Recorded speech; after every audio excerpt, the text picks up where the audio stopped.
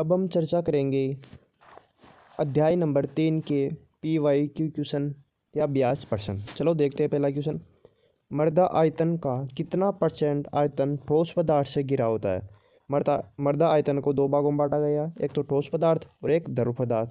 उसमें से देखते हैं कितना पदार्थ ठोस भाग से घिरा हुआ है या बांटा हुआ है। पहला ऑप्शन है 50%, क्या 25%, क्या 5%, क्या 100%। 100% हो ही नहीं सकता क्योंकि वो 100 तो टोटल है, तो ये तो ऑप्शन कट गया। चलो बताओ इसका राइट आंसर होगा। इसका राइट आंसर होगा 50% ठोस होता है और 50% द्रव भाग होता है। जैसे ठोस में भी फिर दो भाग होता है, खनिज पदार्थ फिर कार्बनिक पदार्थ। फिर द्रव में आता है जल आता है, फिर वायु आती है, जो 25-25% हो जाते हैं। अब है सेकंड क्वेश्चन।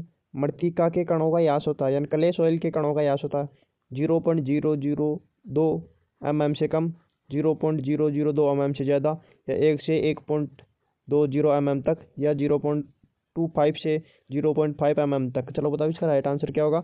तो क्ले सॉइल का होता है 0.002 mm से कम, तो इसका पहला आंसर राइट होगा।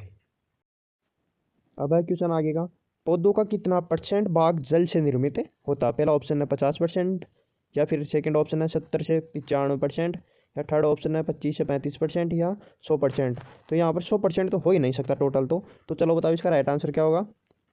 तो इसका राइट आंसर होगा 70 से 75% जल से निर्मित होता है प्लांट का भाग।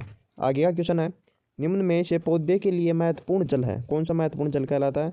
क्या आशुद्ध जल कहलाता है, क्या आर्द्रताग्राही जल कहलाता है, क्या केशिकीय जल कहलाता है, या फिर स्वतंत्र जल कहलाता है।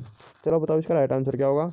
तो इसका राइट आंसर होगा केशिकीय जल पौधों को पर्याप्त मात्रा में उपलब्ध होता है।